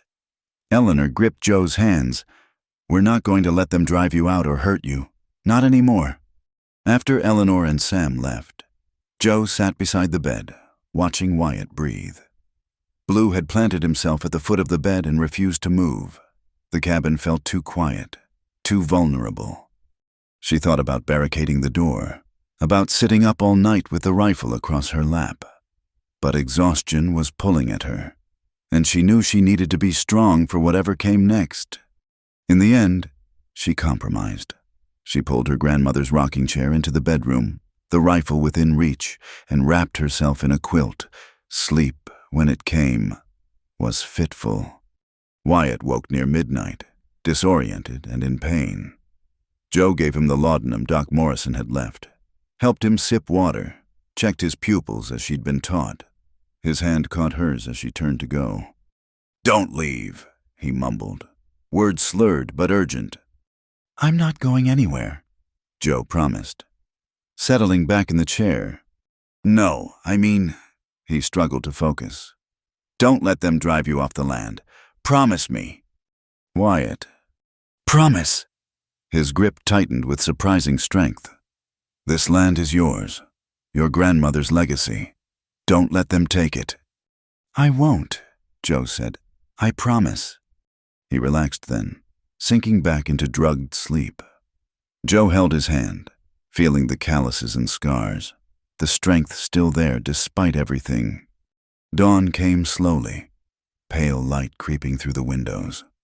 Joe had dozed in the chair, waking every time Wyatt stirred.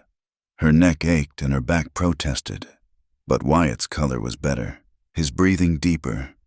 She was making coffee when she heard riders approaching. Blue growled, and Joe grabbed the rifle. But it was Marshal Corbett and Deputy Reed, their faces grim. "Heard what happened?" Corbett said. "Mind if we take a look at that bridge?" Joe glanced toward the bedroom. "I can't leave him." "Mrs. Walsh is on her way." Reed said. "She can sit with him while you show us." Within the hour, Joe found herself back at the bridge with the marshals, pointing out what Sam had noticed. Corbett examined the broken railing with professional interest, while Reed made sketches and notes. "Cut about 3/4 through," Corbett concluded. "Clean saw marks. They left just enough to hold until weight was applied." He looked at Joe. "This changes things. Attempted murder of a federal witness. Kincaid was going to testify about the harassment. That gives us jurisdiction to act." "Act how?" Joe asked, echoing her question to Eleanor. "We're arresting Marcus Thornton for conspiracy and attempted murder." Corbett said, "Got a federal judge to sign the warrant this morning.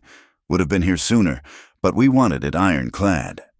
Joe felt a mix of relief and fear. He'll have lawyers. The railway. The railway will cut him loose. Reed predicted. "They always do when their people get caught. They'll claim he was acting alone, exceeded his authority. But Thornton will talk to save his own skin. They always do." Back at the cabin, Joe found Eleanor sitting beside Wyatt's bed, reading to him from a book of poetry. He was awake, propped up on pillows, looking frustrated but alert. "Finally," he said when he saw Joe. "Eleanor won't let me get up." "Because you have a broken leg and a head injury," Eleanor said mildly. "The doctor said 6 weeks minimum." 6 weeks? Wyatt looked appalled. Joe sat on the edge of the bed, careful not to jostle him. "The marshals are arresting Thornton. They say the bridge was definitely sabotaged." Wyatt's expression darkened. "Should have been more careful. Knew they were escalating." "Stop," Joe said firmly. "This isn't your fault." "If I hadn't been staying here, if you hadn't been here, it would have been me on that bridge." Joe interrupted. "You said it yourself. I go down there every few days to check the water level. They were counting on that." The truth of it hung between them. The trap had been meant for her. Wyatt had just been in the wrong place at the wrong time or the right time, depending on how you looked at it. "I'm glad it was me," Wyatt said quietly. "Don't say that."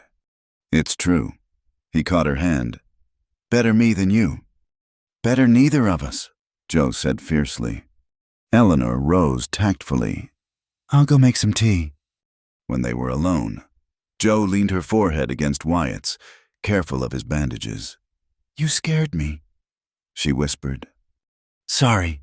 His hand came up to cup her cheek. But I'm too stubborn to die. You should know that by now." "Good," Joe said, "because I have plans for you, Wyatt Kincaid, and they require you alive and whole."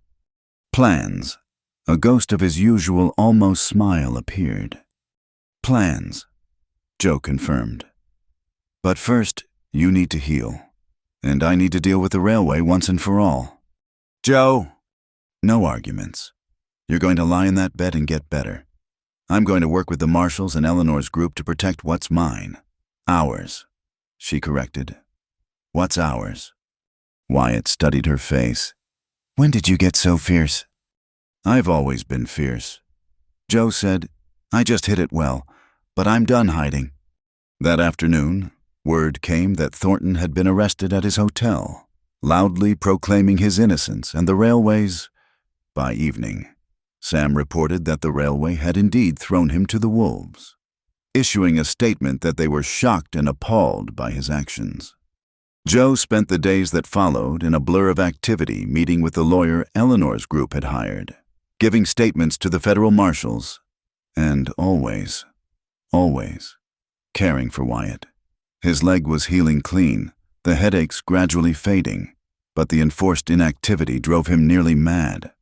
"I should be helping," he said for the 100th time, watching Joe clean the Winchester.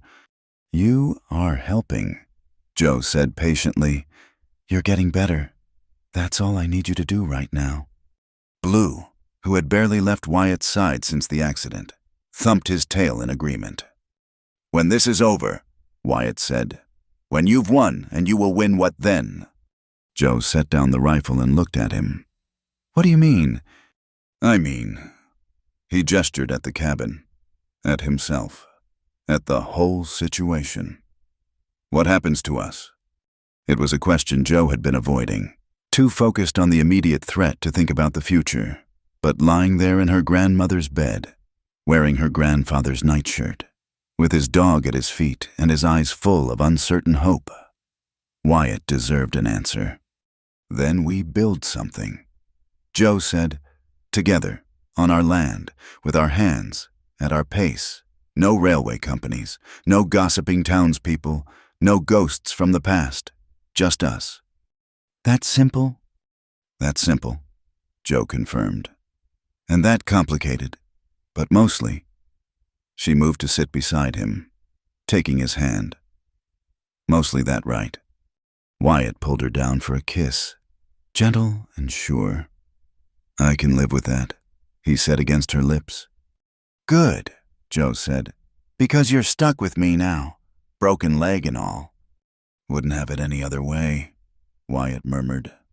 Outside, snow was falling again, covering the tracks of marshals and lawyers and would-be saboteurs, but inside was warm and safe, filled with quiet determination and growing hope. The fight wasn't over, might not be for a long time, but Joe had something now she hadn't had before: a partner, allies, and the absolute certainty that this land, this life, this love was worth whatever battle lay ahead. She'd promised Wyatt she wouldn't let them drive her off.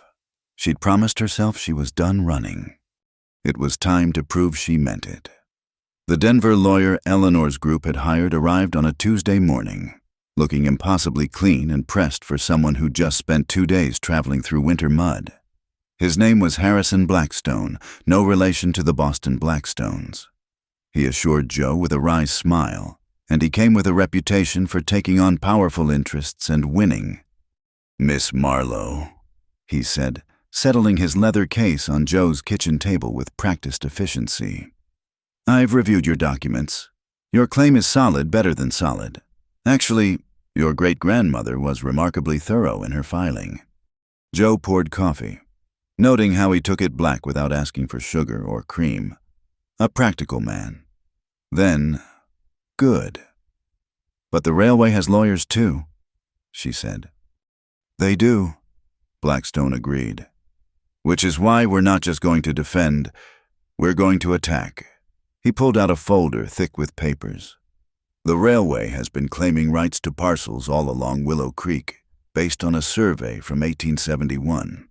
But that survey," he smiled, sharp as a blade. Was conducted after your great-grandmother filed her claim. They knew about her rights and deliberately omitted them from their reports. From the bedroom came the sound of Wyatt's crutch on the floor. He'd been up and moving for a week now, against doctor's orders but too stubborn to stay down. He appeared in the doorway, Blue at his side, looking pale but determined. Mr. Kincaid. Blackstone rose politely. I was hoping to speak with you as well. Your testimony about the sabotage will be crucial. Happy to help, Wyatt said, making his way carefully to a chair. Joe resisted the urge to hover. He hated being fussed over, though he tolerated it from her better than anyone else. They spent the morning going through everything: the harassment, the threats, the attempt on Wyatt's life. Blackstone took notes in a precise hand, occasionally asking for clarification or dates. By noon, he had what he needed. We file tomorrow, he said, packing his case, asking for an injunction against the railway and damages for harassment. With Thornton's arrest and the federal investigation, we have momentum. But Miss Marlowe, his expression grew serious. They'll offer to settle, probably a generous amount. You should consider what you really want from this. After he left, Joe and Wyatt sat in comfortable silence, sharing a simple meal of bread and stew. The question hung between them unspoken. They'll offer enough to set us up anywhere, Wyatt said finally. Enough to start fresh. No troubles, no fights. Is that what you want? Joe asked. Wyatt looked out the window at the snow-covered land, at the apple trees bare but still standing, at the creek that had nearly killed him, still flowing beneath its coat of ice. No, he said simply. This is home now, worth fighting for. Joe felt something ease in her chest. Good, because I wasn't planning on going anywhere. That evening, Eleanor arrived with several others from town. Sam Chen, of course, but also Margaret Hanson, who ran the boarding house, Carl Peterson, whose family had lost their farm to the railway, and, surprisingly, Mrs. Morrison from the general store. Don't look so shocked, Mrs. Morrison said tartly, settling herself in Joe's best chair. I may not approve of all your choices, young woman, but I approve even less of outsiders thinking they can push folks around. We've been organizing, Eleanor explained, not just here but in other towns along the railway route. Families who've been forced out, businesses pressured to sell. Mr. Blackstone is coordinating with lawyers representing them too. Strength in numbers. Carl Peterson added. His English still carried traces of Swedish, but his meaning was clear. They can fight one person, maybe, but not all of us together. They talked late into the night, planning and strategizing. Margaret had brought a pot of coffee and fresh donuts. Sam contributed a map marking all the properties the railway had tried to acquire. Even Mrs. Morrison proved valuable, her decades of gossip providing insights into who could be trusted and who might be bought. Thomas Blackwood's been asking about you, Mrs. Morrison mentioned as the meeting wound down. Seems quite put out that you're otherwise engaged. Her eyes flicked meaningfully between Joe and Wyatt. Thomas's feelings aren't my concern, Joe said firmly. No, but his father's influence might be, Mrs. Morrison warned. Judge Blackwood has friends in high places. Don't be surprised if he tries to interfere.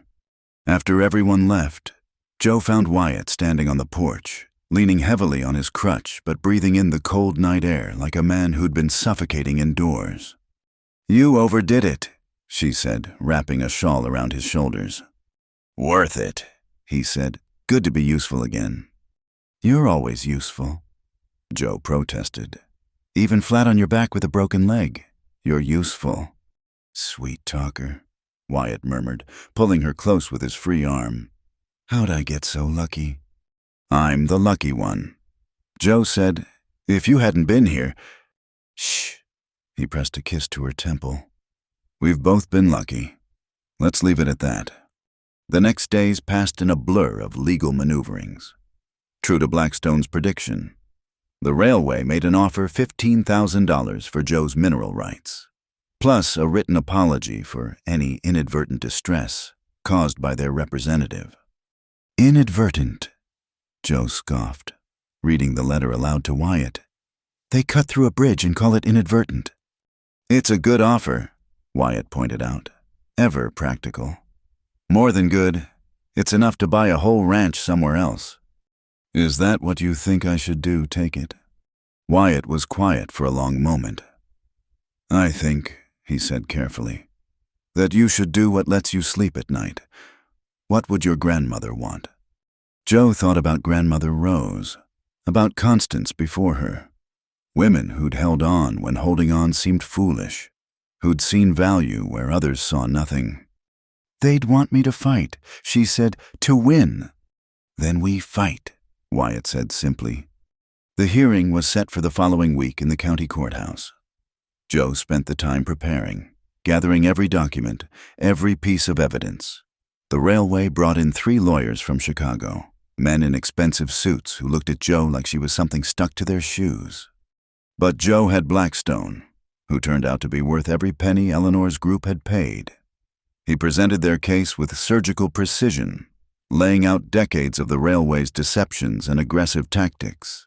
When the railway's lawyers tried to claim Joe's documents were forgeries, Blackstone produced affidavits from the original surveyor's grandson, confirming his grandfather's notes about the mineral claim. Thomas Blackwood was there, sitting with his father, the judge, though not the presiding judge. Thankfully, he kept trying to catch Joe's eye, but she kept her gaze firmly on the proceedings. Wyatt testified about the bridge, his quiet certainty more powerful than any dramatics. Other property owners told their stories, the Petersons' barn that had mysteriously caught fire, the Johnsons' well that had been poisoned, all the small violences that added up to a pattern of intimidation. The railway's lawyers grew increasingly frustrated as the day wore on. Their final play came near the end, a claim that Joe, as an unmarried woman, didn't have the legal standing to hold such significant property rights without a male guardian's approval. The courtroom erupted. Eleanor and her supporters were on their feet, voices raised in outrage. But Joe felt oddly calm as she stood to address the court. Your Honor, she said, her voice cutting through the noise, I am the legal heir of Rose Hutchins, who inherited from Constance Marlowe. Both women held these rights legally for decades. If this court rules that I cannot do the same simply because I lack a husband, then it makes a mockery of inheritance law and property rights. She paused, meeting the judge's eyes. Unless, of course, the railway is suggesting that all property inherited by unmarried women is up for grabs. I'm sure the widows and spinsters of this county would be very interested to hear that. The judge, a fair man named Patterson, who'd known her grandmother, actually smiled. Point taken. Miss Marlowe. The objection is overruled. The ruling came 2 days later. Joe won on every count. The railway was ordered to cease all harassment, pay damages, and acknowledge in writing that Joe's mineral rights were valid and legally binding. More importantly, the federal investigation into their practices was expanding, with Thornton offering evidence in exchange for a lighter sentence. The railway's lawyers left town that same day, their expensive suits and Chicago manners no match for Wyoming stubbornness and one very thorough country lawyer. That night, Joe's cabin filled with well-wishers. Sam brought his fiddle. Margaret Hanson brought cake, and even Mrs. Morrison managed a genuine smile as she offered congratulations. We did it, Eleanor said, hugging Joe tight. We actually did it. We did. Joe agreed, but her eyes were on Wyatt, who was sitting by the fire looking tired but deeply content.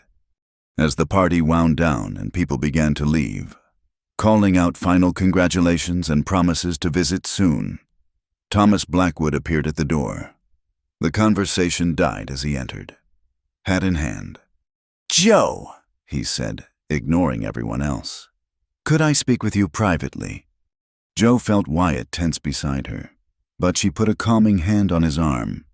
Whatever you have to say, you can say here. Thomas's jaw tightened. Very well. I wanted to apologize.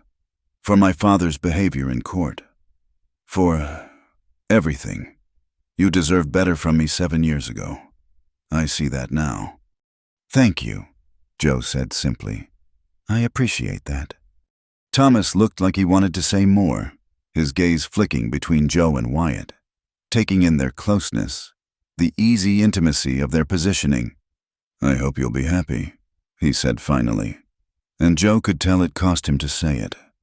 "I am happy," Joe said, "for the first time in a very long time." Thomas nodded once, put on his hat, and left. The party atmosphere gradually returned, but Joe noticed Wyatt had gone quiet. Later, after everyone had gone and they were cleaning up together, Joe asked, "What's wrong?" "He's right," Wyatt said. "You did deserve better. You deserve better now than a broken-down cowboy with a bad leg and too many ghosts." Joe set down the plates she was carrying and moved to stand in front of him, her hands on his shoulders. "Stop that right now." "Joe—" "No, listen to me. Wyatt Kincaid. You are not broken. You are not less than— You are the man who stood by me when everyone else would have seen me driven out. You're the man who nearly died protecting what's mine. You're the man who makes me feel safe and seen and whole for the first time in my life." She cupped his face in her hands. "You're the man I love. So stop trying to convince me I've made a mistake, because I haven't." Wyatt's eyes widened. "You love me?" Joe realized what she'd said, but didn't take it back. "Yes, I do. I love you." He pulled her close, kissing her with a desperation that spoke of all his fears and doubts and hopes. When they broke apart, both breathing hard, he rested his forehead against hers. "I love you too," he said. "Have for weeks now. Just didn't know how to say it." "We're quite a pair," Joe murmured, both of us too stubborn to speak plain. "Good thing we have time to practice," Wyatt said. They finished cleaning in comfortable silence, Blue helping by eating any dropped crumbs. As Joe banked the fire and prepared for bed, she thought about everything that had led to this moment, the fear and flight 7 years ago, the loneliness of the cities, the courage to come home, the fight to stay. Her grandmother had left her more than land and mineral rights. She'd left her a place to make a stand, a legacy of women who didn't give up, and the chance to build something real and lasting. "Coming to bed," Wyatt called from the doorway. Joe took one last look around the cabin, their cabin now, really, and smiled. "Coming," she said. Tomorrow there would be papers to sign and plans to make. The mineral rights would bring in enough money to improve the land, to build something sustainable. The railway would think twice before threatening anyone in the county again. And she and Wyatt would have to figure out what came next for them. But tonight, with the man she loved waiting for her and Blue already snoring by the fire, Joe was exactly where she wanted to be. She was home. The victory against the railway should have been the end of their troubles, but Joe had lived long enough to know that winning one battle didn't mean winning the war. Still, for a few weeks, life settled into something approaching normal. Wyatt's leg healed slowly but surely, and by early December, he was walking without the crutch, though with a slight limp that Doc Morrison said might be permanent. "Gives me character," Wyatt said when Joe fretted about it. "Besides, now you can always hear me coming. No sneaking up on you." They'd fallen into an easy routine. Wyatt would head to the water station before dawn, checking the pumps and equipment, while Joe tended to the cabin and livestock. Afternoons they worked together on improvements reinforcing the barn against winter storms, building better shelter for the chickens, planning where to put a proper garden come spring. It was during one of these peaceful afternoons that Marshal Corbett arrived with news that shattered their quiet. "Thought you should hear it from me first," he said, accepting Joe's offer of coffee but looking troubled. "The railway's pulled out of the Willow Creek expansion entirely. They're rerouting 20 miles north." "That's good news, isn't it?" Joe asked, though something in his expression suggested otherwise. "For you, yes. But it means the spur line through Dustwell is being abandoned. No railway means no reason for a water station." He looked at Wyatt apologetically. They're closing it down. You've got until the end of the month. Jo felt the bottom drop out of her stomach. She looked at Wyatt, who'd gone very still, his coffee cup frozen halfway to his lips. I see, Wyatt said quietly. Thank you for letting me know. After Corbett left, they sat in heavy silence. Joe's mind raced, trying to find solutions, but Wyatt spoke first. Well, he said with forced lightness, I knew it couldn't last forever. Should probably start looking for work. Heard there might be opportunities up in Montana. Don't, Joe interrupted. Don't you dare start making leaving plans. Joe, be practical. I need work. The water station was my livelihood. Then we'll find you other work. Or make work. Or, she stopped, an idea forming. How much do you know about apple orchards? Wyatt blinked at the change of direction. Enough. Helped with harvest a few times when I was younger. Why? Because we have 20 acres and at least 40 apple trees that have been neglected for years. Grandmother Rose used to make the best cider in the county. People came from miles around for it. Joe leaned forward. Excitement building. The mineral rights settlement will give us capital. We could restore the orchard, maybe add pear trees, build a proper cider house. Joe, Wyatt said gently. That's your land, your inheritance, your money. Ours, Joe corrected firmly. I thought we'd established that. Or was all that talk about building something together just talk? Wyatt was quiet for a long moment, and Joe could see him struggling with pride and practicality and something deeper. I won't be a kept man, he said finally. If we do this, then we do it as partners, legal papers and everything. I put in what I have saved, work the land, earn my share. Fine, Joe agreed immediately. Partners. They shook on it, formal as any business deal. But then Wyatt pulled her into his lap and kissed her until they were both breathless. You sure about this? He asked against her lips, throwing in with a broken-down cowboy with no prospects. The only thing I'm sure about, Joe said, is that wherever you go, I go, and vice versa. We'll figure out the rest. The next weeks were a whirlwind of planning and preparation. Wyatt gave his notice at the water station, cleared out his few belongings from the small quarters there. Joe met with Blackstone to draw up partnership papers, making sure everything was legal and equal. Word spread quickly through town. Reactions mixed as always. Some, like Eleanor and Sam, were delighted. Others muttered about impropriety, about a woman living openly with a man she wasn't married to. It was Mrs. Morrison who surprised Joe the most, cornering her in the general store one afternoon. I suppose you think you're being very modern, the older woman said. Living in sin, flaunting convention. Joe straightened her spine, ready to defend herself. But Mrs. Morrison continued. Good, she said firmly. About time someone in this town showed some backbone. You hang on to that man, Josephine Marlowe. They don't make many like him anymore. Joe was still puzzling over that encounter when she returned home to find Wyatt deep in conversation with a stranger, a weathered man in worn work clothes who turned out to be Jeremiah Holcomb, the county's most respected orchardist. Mrs. Walsh sent me, Holcomb explained. Said you might need some advice about your trees. They spent the afternoon walking through the orchard, Holcomb pointing out which trees could be saved, which needed severe pruning, where new stock should be planted. Your grandmother knew what she was doing, he said, examining the placement of the trees. Good drainage, protection from the worst winds. With work, this could be productive again, profitable even. What kind of work? Wyatt asked, and Joe could see him mentally calculating, planning. First year's the hardest, Holcomb said honestly. Clearing, pruning, maybe replacing a third of the trees, but apple trees are forgiving if you treat them right, and this variety, he touched a gnarled trunk affectionately. These are heritage apples. People pay good money for cider from trees like these. That evening, Joe and Wyatt spread papers across the kitchen table budgets, planting schedules, equipment lists. It was daunting. The amount of work ahead, but also exciting. "We'll need help with the heavy work," Wyatt said, making notes. "Clearing and planting."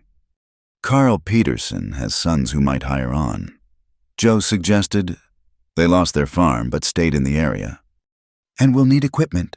Press for the cider, bottles, storage."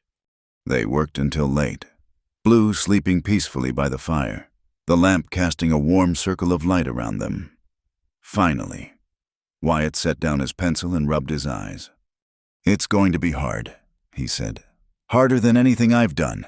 No guaranteed paycheck, no certainty it'll work." "Are you trying to talk me out of it or yourself?" Joe asked. "Myself, maybe." He reached for her hand. "I've been drifting so long, the idea of putting down roots, it scares me some." Joe understood. She'd run from roots once, thought freedom meant having no ties. But now she knew better. "The right roots don't trap you," she said. "They anchor you, let you grow stronger, reach higher." "When did you get so wise?" Wyatt asked, smiling that half-smile she loved. "Must be all that city living," Joe said lightly. "Taught me what really matters." Christmas came with a fresh snowfall that transformed the valley into a pristine wonderland. Joe and Wyatt spent the day quietly, exchanging small gifts, new work gloves for him, a pearl hair comb that had been her grandmother's for her. They shared a meal of roasted venison and preserved vegetables, Blue getting his share of scraps. "Next Christmas," Wyatt said, "we'll have our own apples for pie." "And cider to sell." Joe added, "Maybe even a barn raising in the spring, if we can afford the lumber." "Listen to us," Wyatt marveled, "making plans like an old married couple."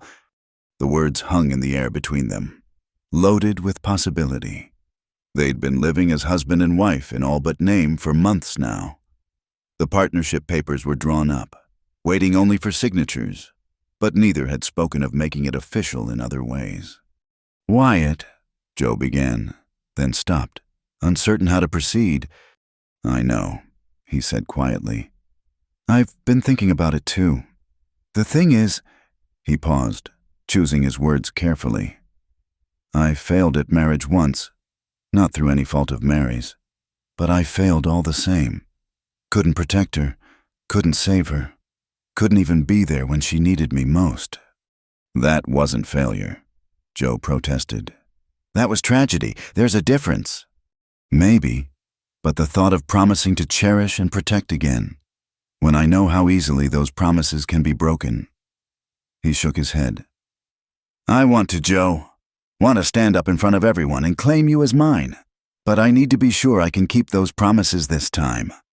Joe moved around the table to sit beside him, taking his hands in hers. "What makes you think you haven't been keeping them already? You've protected me, cherished me, stood by me through everything.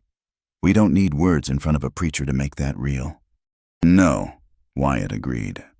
"But maybe we need them to make it permanent, to tell the world this isn't just convenience or proximity or settling, that it's choosing." "Then we'll say them when you're ready." Joe said simply, "I'm not going anywhere." "Promise?" "Promise." They sealed it with a kiss, long and sweet, while outside the snow continued to fall and Blue snored contentedly by the fire. That night, lying in bed with Wyatt's arms around her, Joe thought about the strange journey that had brought her here, a failed wedding, years of exile, a grandmother's legacy, a fight for land and rights and respect, and through it all, finding this man who understood her need for both independence and connection, who offered partnership instead of possession. "What are you thinking?" Wyatt murmured, half asleep. "About roots," Joe said, "and choices, and how sometimes running away is just running to something better." "Philosophical for bedtime," he observed. "I'm a complicated woman." Joe informed him, "You should know that by now." "I do," Wyatt said, pressing a kiss to her shoulder. "It's one of the things I love most about you." They fell asleep like that, wrapped around each other while winter wrapped around the cabin. In the morning there would be chores, animals to feed, water to haul, plans to refine. The Peterson boys were coming by to discuss spring work. Eleanor had promised to stop in with news from town. But for now, in the quiet darkness, there was just this two people who'd found their way to each other across loss and loneliness, who were building something new from the ashes of old dreams. Not gold, not riches, not the easy life that money could buy. Just this quiet breathing in the darkness, this warmth against the cold, this promise of tomorrow and all the tomorrows after. Simple things that were worth more than all the mineral rights in Wyoming. Simple things that were, in the end, everything. Spring arrived like a blessing that year, melting the snow in rushing streams that fed Willow Creek and turned the valley green. Joe stood on the porch, watching Wyatt and the Peterson boys work in the orchard. They'd been at it for weeks now, clearing dead wood, pruning the survivors, preparing ground for new plantings. The sight filled her with a satisfaction deeper than anything she'd felt in those restless city years. This was building something real, something that would outlast them both. "You look content," Eleanor observed, joining her on the porch with a basket of fresh bread. "I am content," Joe said, surprised to realize it was true. "For the first time in my life, I'm exactly where I want to be." Eleanor smiled. "Good. You deserve it. Both of you do." She paused, then added carefully, "Speaking of which, I heard Thomas Blackwood got engaged to a banker's daughter from Cheyenne." Joe felt only mild curiosity at the news. "Good for him. I hope they'll be happy." "You really mean that, don't you?" Eleanor marveled. "Why wouldn't I? Thomas wanted a certain kind of wife, a certain kind of life. I couldn't give him that. Now he's found someone who can." Joe watched Wyatt straighten from his work, rubbing his back, and felt that familiar warmth in her chest. "And I've found someone who wants me exactly as I am." As if sensing her gaze, Wyatt looked up and smiled. That transformed his whole face. He said something to the Peterson boys, then headed toward the cabin, Blue trotting at his heels. "Ladies," he said, touching his hat brim. "Mrs. Walsh, you're looking well. As are you, Mr. Kincaid. The work agrees with you." It did, Joe thought. The winter pallor was gone, replaced by healthy color. His limp was barely noticeable now, and the shadows that had haunted his eyes when they first met had faded. He looked like a man with purpose, with hope. "Brought you something," Eleanor said, pulling papers from her basket. "The county newspaper. You made the front page again." Joe groaned, but took the paper. The headline read, "Local Woman Stand Against Railway Inspires Regional Movement." The article detailed how their victory had sparked similar challenges in 3 neighboring counties. "You've become something of a hero," Eleanor teased. "I just wanted to keep my land," Joe protested. "Sometimes that's the most heroic thing a person can do," Wyatt said quietly. That evening, as they sat down to dinner, Wyatt seemed nervous. He kept starting to speak, then stopping, fidgeting with his fork. "What is it?" Joe asked finally. "You've been jumpy as a cat all day." Wyatt set down his fork and took a deep breath. "I've been thinking about what we discussed at Christmas, about promises and permanence." Joe's heart began to beat faster, and I realized something. I've been so afraid of failing again that I didn't see I was failing right now. Failing to give you what you deserve. Failing to stand up and declare what everyone already knows. He pushed back from the table and, to Joe's amazement, went down on one knee. "Josephine Marlowe," he said, his voice steady despite the emotion in his eyes. "You saved me, not just that day with my ribs, but every day since. You gave me reason to stop drifting, to plant roots, to believe in tomorrow again. I don't have much to offer, just these work-worn hands and a heart that's yours completely. But if you'll have me, I'd be honored to call you my wife." Joe felt tears prick her eyes. "Wyatt." "I know we've been living as married already," he continued quickly. "And if you're happy with that, I am too. But I want the world to know you chose me. Want to stand up in front of everyone and promise to love you in sickness and health, prosperity and want, for all the days I have left." "Yes," Jo said, dropping to her knees in front of him. "Yes, of course, yes." He kissed her then, right there on the kitchen floor, Blue barking excitedly around them. When they finally broke apart, both laughing and crying, Wyatt pulled out a small box. "It's not much," he said apologetically, revealing a simple gold band. "But it was my mother's. Been carrying it around for years. Never thought I'd have use for it again." Jo held out her hand, watching as he slipped the ring onto her finger. It fit perfectly, as if it had been waiting for her. "It's perfect," she said. "You're perfect." "Far from it," Wyatt corrected, helping her to her feet. "But I'm yours, and that's what matters." They were married 3 weeks later, on a perfect April morning with the apple trees in full bloom. The ceremony was simple, held in the orchard itself with Reverend Mills from town presiding. Jo wore her grandmother's wedding dress, altered to fit, with apple blossoms in her hair. Wyatt stood straight and proud in a new suit, only the slightest favoring of his left leg betraying his old injury. The whole town turned out, even those who'd whispered behind their hands just months before. Sam Chen played his fiddle. Eleanor stood as witness, and Blue wore a ribbon around his neck for the occasion, looking dignified and slightly confused. "Do you, Josephine, take this man to be your lawfully wedded husband?" Reverend Mills asked.